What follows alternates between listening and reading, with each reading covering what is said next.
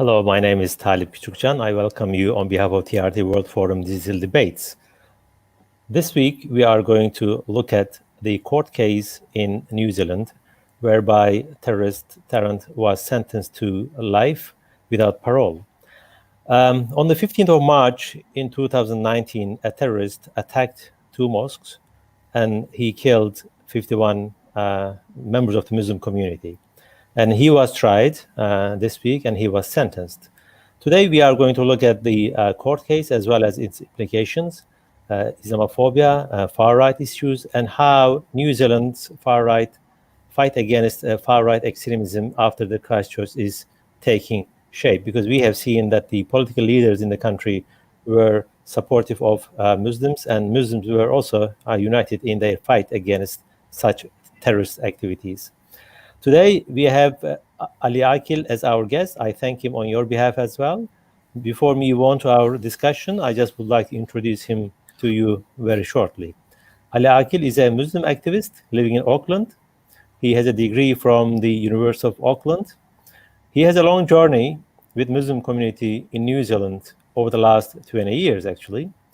This journey started from high school, as Ali was the leader and co-leader of the Muslim students in high school. So you can see that his activism and his networking among the Muslims have started quite early. And he was also leader of several Muslim associations.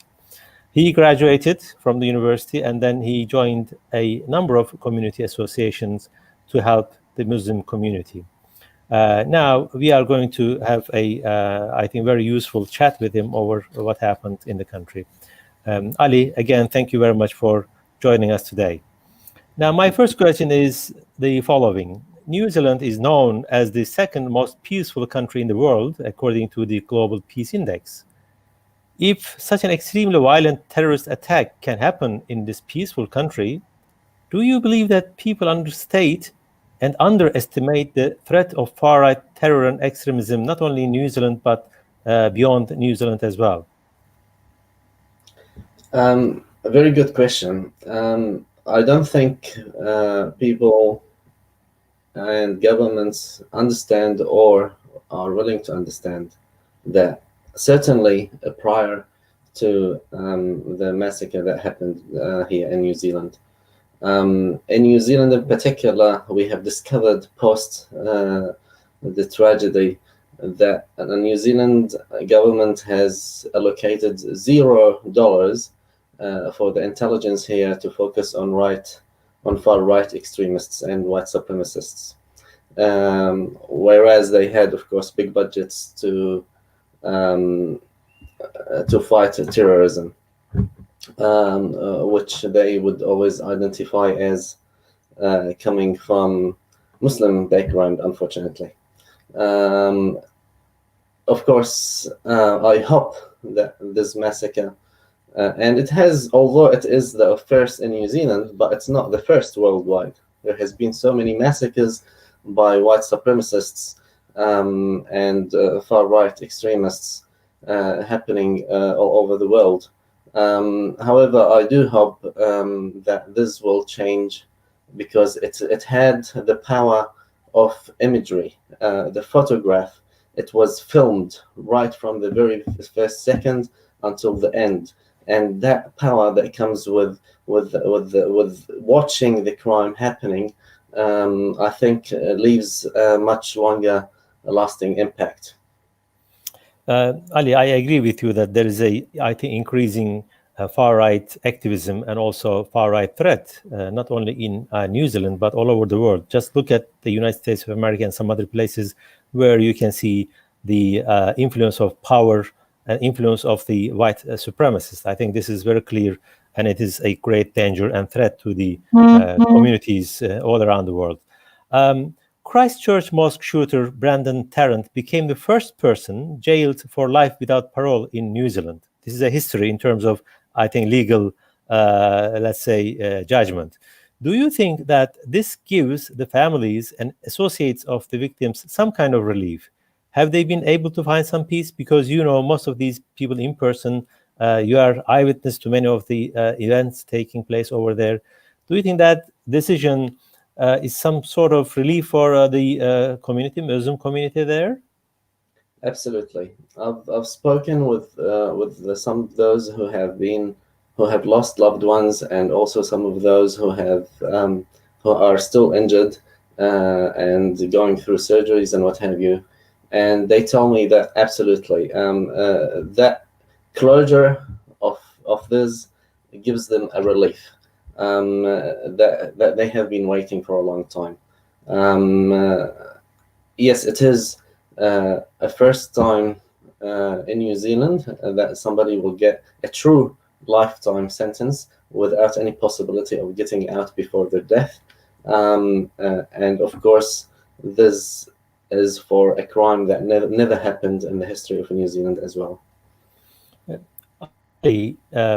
I have seen some statements from the relatives of victims, and they were reading those statements or just uttering them to the face of this terrorist. And they were always, mostly very moving, I think, statements. I remember one lady, for example, no matter what happens, you cannot bring my husband back, you cannot bring the father of my children back. But what I have seen over there, that the Muslims were really very mature. Yes, of course, they were angry, they were upset, they were unhappy. But what I have seen there, that they said, we were not defeated by you. What do you feel about that? And what would be your comment on the maturity of Muslims in their response to this terrorist act that they were the victims? I think the Muslim community here have certainly shown lots of maturity and professionalism in dealing with this matter. This has been acknowledged by the New Zealand public and also by the New Zealand government, and especially by the Prime Minister herself. They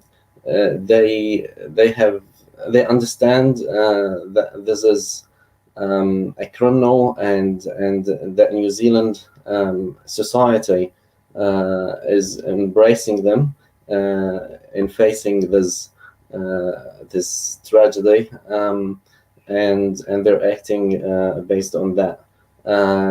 Yes, pain. There's nothing that will remove pain. Lots of these people will live the rest of their lives with pain, both psychological and even in many cases physical pain. Lots of these people will live the remainder of their life taking painkillers and what have you, and many of them with disabilities, permanent disabilities, and of course lots of them have lost their lives. But they understand that the message that this terrorist wanted, and the goal that this terrorist wanted to achieve, was actually to divide the New Zealand society and to break the Muslim community. And he's miserably failed at that. The New Zealand society embraced the Muslim community much more than they ever did, and the Muslim community have come together again much more than they ever did. So in fact, he's achieved the exact opposite of what he wanted, and therefore he failed miserably. And that was really the main message that all these victims wanted to deliver to him, that he's failed, he's weak, he's a coward. It is not an act of bravery to shoot somebody from behind while they have no chance of defending themselves. And I think the New Zealand the victims themselves have actually delivered that message quite well, and the New Zealand Muslim community have acted in a very mature way, and also the New Zealand public have also shown lots of passion and respect towards the Muslim community. Well, it seems that this event did not break the relations, actually, not only among Muslims, but also among the larger community. This is what I was going to ask you, but you have already, I think, touched on this issue. I am just curious on one thing. When you look at the Muslim diaspora or Muslim communities all around the world, there is sometimes ethnic and racial differences. Turks come together, Arabs come together, Pakistanis usually come together in their own neighborhood. What is the case in New Zealand, I mean, is there a mix of Muslims across ethnic differences or origins, country of origins? Yes, absolutely. We have so many different ethnicities and nationalities when it comes to the New Zealand Muslim community in New Zealand, from every country that you can think of around the globe. We are, though, a small community, so we are hardly 1% of New Zealand population, and perhaps that is one of the reasons why we perhaps stick together more than other Muslim communities around the world. And I think, having said so, I think we do lack leadership in terms of a leadership that unites the whole community, that the whole community can follow and know that they will do the best for them. But we certainly, the Muslim community here, certainly acknowledge that, and I believe there will be initiatives to fix that in the recent future. Ali, you have, I think, mentioned two important things, well, at least three important things. One, the leadership, political leadership in New Zealand were behind Muslims, so they were really trying to help them to, I think, get over this issue. Secondly, the support of the larger society. I think this is also a crucial thing. And I think also the politicians in general, they were condemning the attack, and they were also supporting the Muslim community.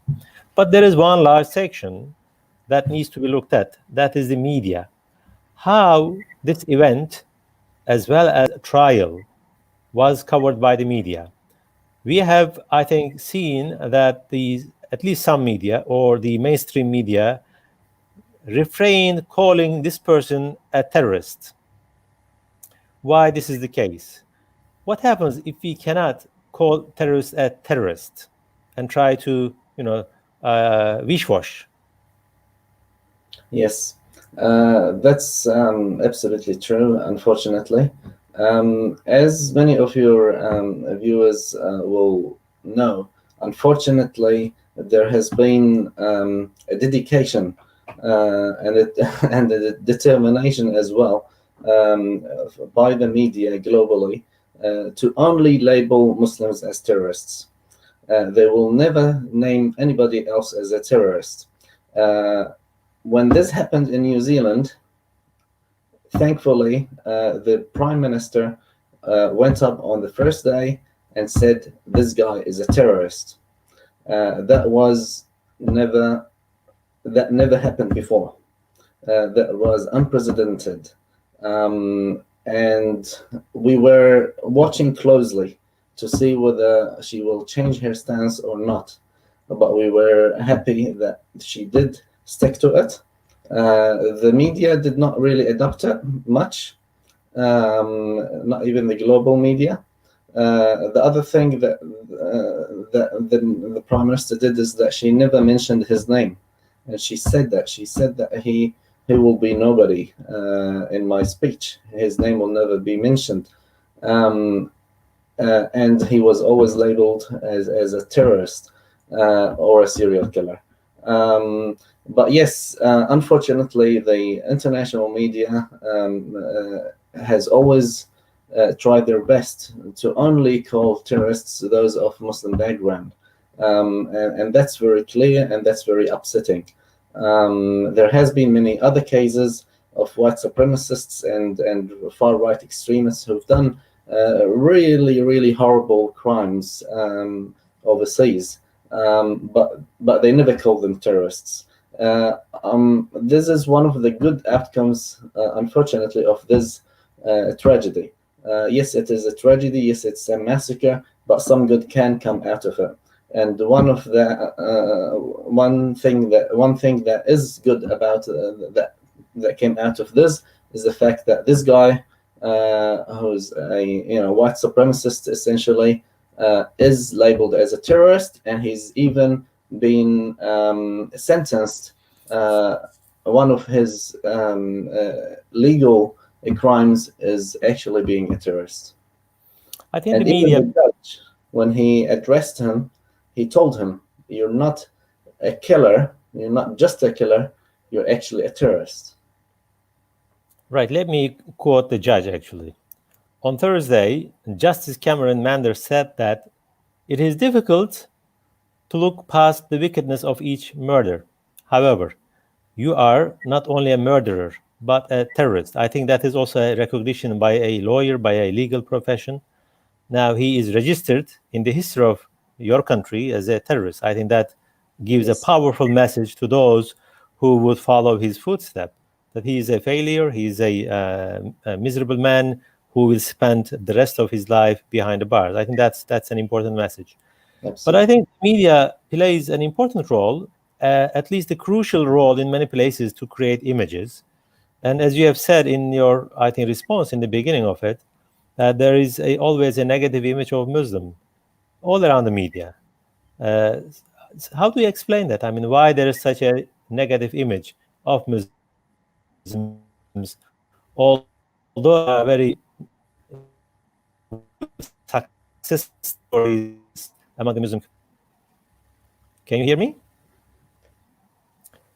I lost you for a fraction of a minute, but I think I've got the question. Um, Basically, yes, absolutely. Unfortunately, there is basically war on Islam and Muslims around the world, and the media is the front of that war, basically. And that's barely, in my mind, the number one reason why that is the case. Why they will always make sure that whenever there is a crime committed by a Muslim, even if he's not a practicing Muslim, no matter what the case is, they will always make sure that they mention that this guy is a Muslim, and in every chance they will say that this is a terrorist committing a terrorist act. However, whenever the criminal is not a Muslim, his religion will never be mentioned, especially if he's white. Unfortunately, his religion will not be mentioned, and he will not be labeled as a terrorist. So yeah, absolutely. What happened in New Zealand is a great precedent, which hopefully will be followed across the globe. Although there is resistance, as we've seen from the international media, that although he is certainly a terrorist, even according to the judicial system in New Zealand, but some international media refuse to call him so. So we can see the, I think, prejudice of the media towards Muslim, and also the essentialism, especially in the media discourse as far as Muslims are concerned. Muslims are usually, as you said, described as violent, less educated, and they cannot integrate into the society, and they have no peaceful, let's say, mindset. I think these are the images created in the West, and for many, many years they're in the circulation. If you look at the Western movies, popular culture, literature, I think these images are recreated and also reinvented all the time. But I think it is time to challenge such images. You are one good example. For example, you have been living in the country for 20 years, you have a degree, and you are contributing to the economic development of the country as much as you can. So these are the things that we need to, maybe the Muslims need to, I think, push forward. They should be the agenda setting community. But here there is I think, concern among Muslims.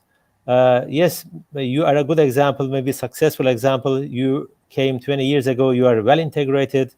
Maybe you feel that this is your home, secure and safe.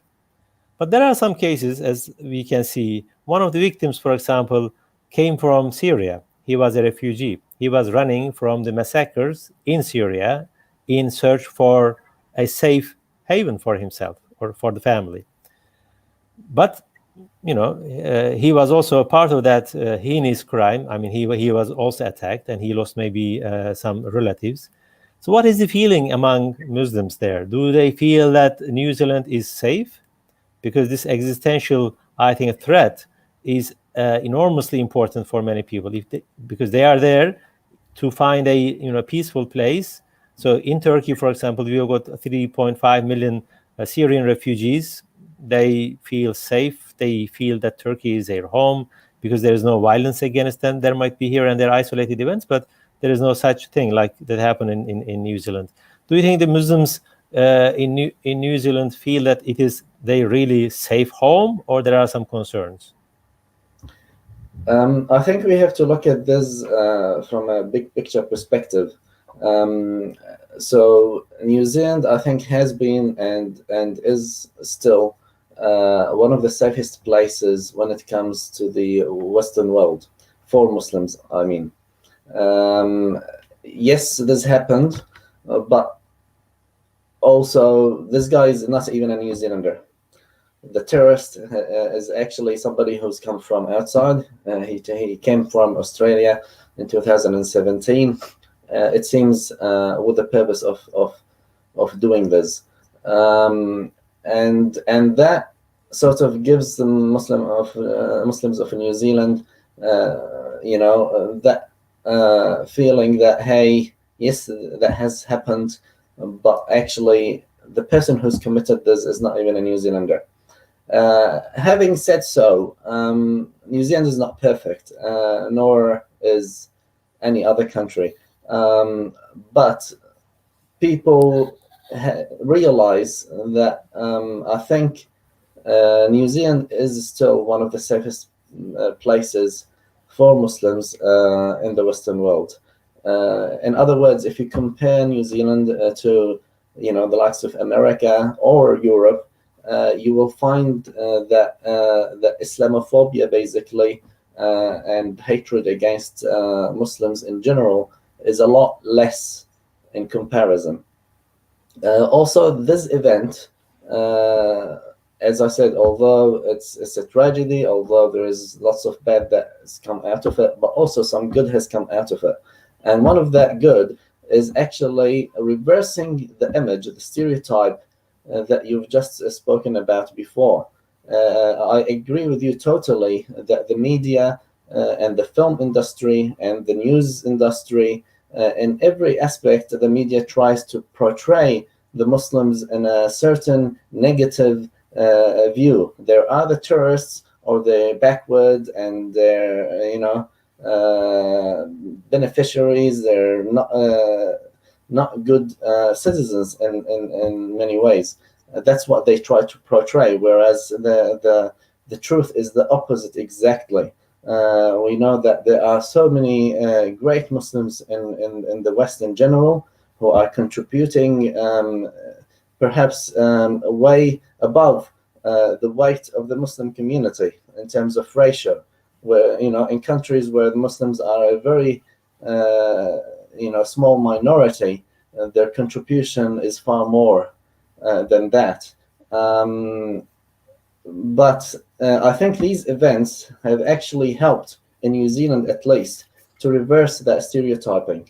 It has helped the Muslims to come out and show themselves to the society, and for the society to realize that these are actually good people. They're going on about their own private life, just like everybody does. They're contributing to the country, and they are actually good citizens who love the country and want it to progress. And I think that's certainly very essential. What you have said reminds me the fact that in fighting COVID-19 all over the world, Muslim nurses, Muslim doctors are at the forefront, actually. And I think that should be also acknowledged, that they are really part and parcel of the society where they live. That brings me to another question as far as the integration of Muslims are concerned, because Muslims are sometimes blamed that they cannot integrate because of their values, because of their beliefs or religion.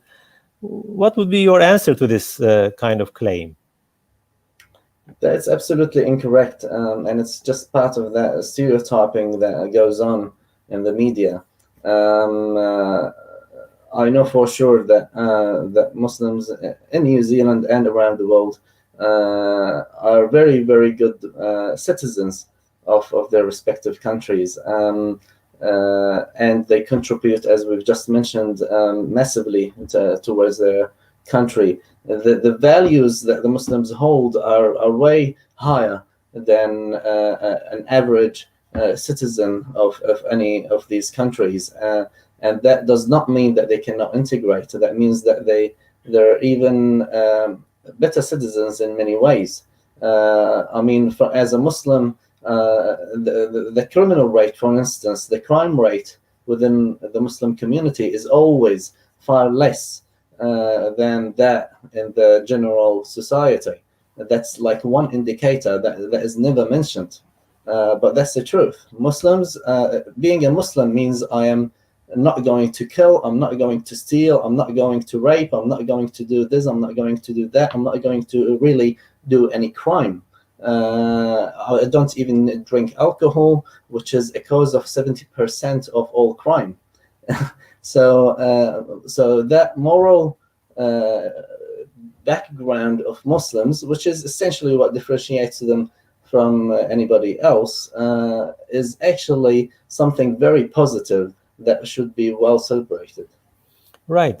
Then maybe we can also look at if there is such an integration, if such a degree of well integration, I would say.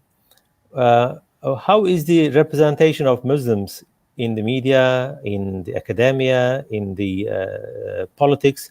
You know, your prime minister, as you have said, has been supportive of Muslims. I mean, she was really, really courageous, and she gave a very strong message to the world as well, not only to the people of the New Zealand. And I think everybody admires her in that regard. What is the percentage of Muslims in politics, in academia, in public jobs? I mean, do you have any figures? Do you have any comment on that? I think being 1% of the New Zealand population, our representation is also very small or minor, especially in the political atmosphere. We have our university teachers and doctors and what have you, but when it comes to the media actually, or to the political system, I think our representation is almost nil. And that is a concern that needs to be addressed, certainly. Right. So there is things to be done, I think, in that area. Now, I just would like to ask two more questions, actually. One is for Muslims. What did Muslims learn from this horrible incident? What sort of lessons they have drawn, actually? That's a very good question. I think Muslims in New Zealand, although we never expected a heinous crime at this scale to happen in New Zealand, but that does not mean that we never expected a crime, an Islamophobic crime, to happen. But we would never have imagined that something at this scale can happen. At the same time, we were pleased with the way the government and the society in general have reacted to this. I think I've been an advocate for opening up, basically, and embracing the population, inviting them to our places of worship for a long time. And I think the Muslim community have come to realize that this is the best thing we can ever do.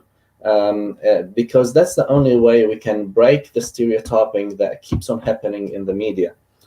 We need people, normal people of the society, to actually realize who we are and what do we stand for. We need to open up our mosques and our schools and our homes, essentially, to everybody else, and let them come in and see us for who we are, actually. And what do we stand for? Islam is a beautiful message.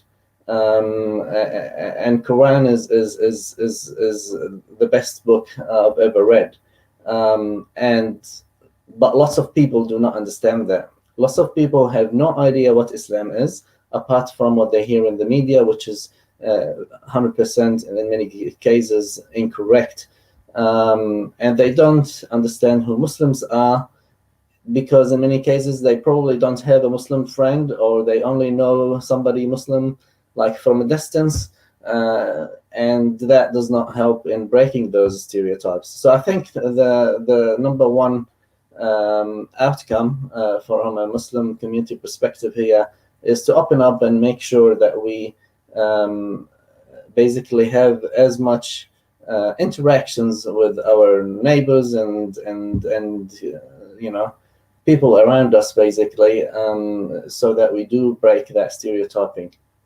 I think that shows the self-confidence of Muslims in their faith, in their religion, and also in their community. That transparency and openness, I think, will help Muslims to explain themselves to the community outside. You've been living in that country, I think, long enough to know the level of institutionalization for Muslims. Yes, Muslims do have maybe mosques. That's fine. I think that's an important step. But what other institutions they have in order to establish themselves as part of the community, like advocacy, support groups, explaining Islam to the community, education centers? How sufficient are these sort of institutions in the country? We have our own. We've got a couple of schools here in Auckland for Muslim schools, that is. And of course, we've got our mosques and our sort of within the mosques, so we've got our Quran learning programs and what have you. And we've got lots of trusts and associations that work either for the betterment of the community or the New Zealand society in general, assisting homeless people or ladies who've got issues, or whatever the case, orphans or whatever the case is. But I think we do certainly lack a leadership that the whole community stands behind and identify with. We lack a channel between the community and the government that is recognized that way, that delivers any messages that the community want to deliver to the government. And of course, that means that we also, when it comes to elections and what have you, we have no such weight because we're scattered and we don't have a unified voice. So all of these things are certainly things that we acknowledge and hopefully we'll find the solution for. Well, hopefully, I think you should be optimistic on this front, because the reception of the society for Muslims is very good compared to many other countries, and the level of Islamophobia or hatred against Muslims is much lower than many other countries. These are, I think, positive environment in which Muslims can thrive. Now, as I understand from your statement, Muslims have drawn some lessons for themselves. What about the larger society? What about the country? What about the politicians? What sort of lessons they have learned from the Christchurch attack in the country? So number one, from a government perspective, as I said, we've realized that they had $0 budget for the intelligence to actually watch over far-right extremists and white supremacists. Hopefully that has changed. I don't actually have figures to tell me that this has changed, but I've got a good faith in this government, and I'm sure that they would have taken steps to make sure that this never happens again, and that is one of the very obvious steps that they will need to do. Apart from that, I think the country in general has realized that no matter how small we are or where we are on the face of the earth, the possibility of such heinous crimes happening is still there, and only one crime is enough to change the lives of many, and to change even the reputation of the country, and it's got a much more lasting impact. And so I think we collectively understand that we need to stop this from happening again. I think the New Zealand society have come to realize who Muslims are in a much better way, and what Islam stands for also in a much better way.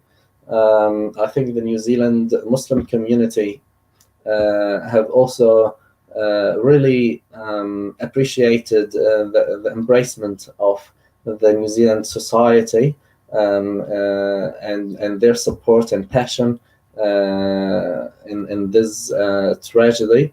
And I think we're all willing to work with each other much more, and have that socialize with each other much more, I think, for the betterment of the country, really. Ali, Brandon Tarrant, the terrorist who was jailed, he is an individual, but he represents a worldview. He represents an ideology. And that ideology is still there. I mean, the ideology is not in prison. The worldviews are not in prison. My question, this is my last question, because we are now coming to the end of our debate. What sort of measures is the government taking to prevent such an attack from happening again? Because we know that there are some people out there with the same mindset. Yes. So, so one of the measures that they have taken is to issue a royal commission into what's an investigation into the government's own agencies, and whether this was preventable or not, and what changes need to happen. I don't think the investigation has concluded yet. I have not heard of any reports regarding that yet. So that's number one. Number two, I think the way, of course, I mentioned the intelligence and budget for intelligence and focus on right extremists and what have you. But also, more importantly, I think the way they acted right from the beginning, especially the Prime Minister, Jacinda Ardern, the way she acted right from the beginning, the way she embraced the Muslim community, the way that she labeled this terrorist as a terrorist, and the way that she's actually mentioned right from the beginning that we will not give him notoriety, we will not give him platform. You will notice that even in the during the court settings, there was no live streaming.